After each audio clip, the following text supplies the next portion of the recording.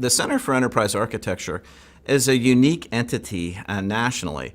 Many research centers at large universities like Penn State are focused just on research. We have a dual education and research mission by design. We see in enterprise architecture, since it is a very rapidly evolving discipline, that we really needed to intertwine the research that we're doing, the applied research that we're doing with our corporate and government members, with the educational mission of the center.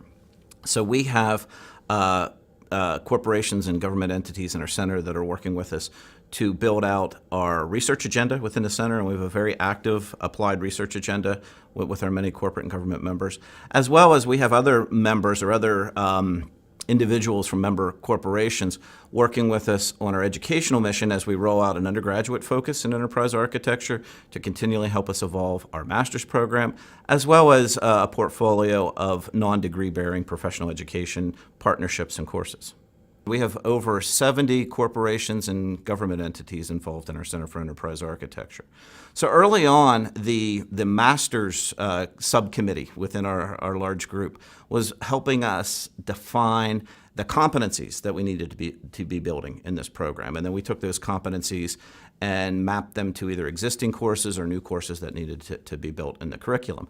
They continue to play an oversight role as this profession is rapidly evolving, rapidly changing, and we're out in front of those changes and ensuring that our curriculum keeps up with the changes, and that as the profession evolves, our curriculum will evolve as well.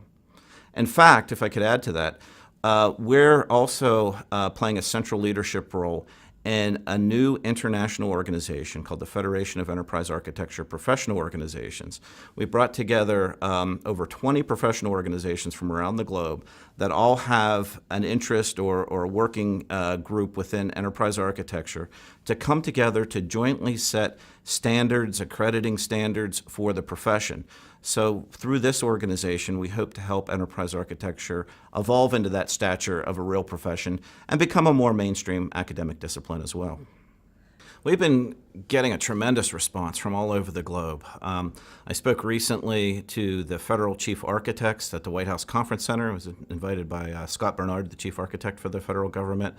I've been invited to speak at a few different United Nations events. The UN has a lot of interest in some of the work that's going on within FIPO and within the center. And I've been invited to speak at a number of corporations. Many corporations have annual enterprise architecture internal events, and I've done a number of corporate and government events. I've spoken at the Department of Defense Enterprise Architecture Conference, as well as the World CIO Forum in Shenzhen, China. I'm going to be speaking in Bhopal, India, with EMC and the Indian government at a conference they're sponsoring. So literally, I've been getting interest from all over the world and corners of the world that you might not expect to be interested in enterprise architecture. For example, one of the United Nations events that I recently spoke at was in Kazakhstan. The Kazakh government is in the process of implementing enterprise architecture throughout the government. So they're very interested in what's going on here and in our educational programs and research programs as well. So it's truly a global topic with a lot of interest from all corners of the globe.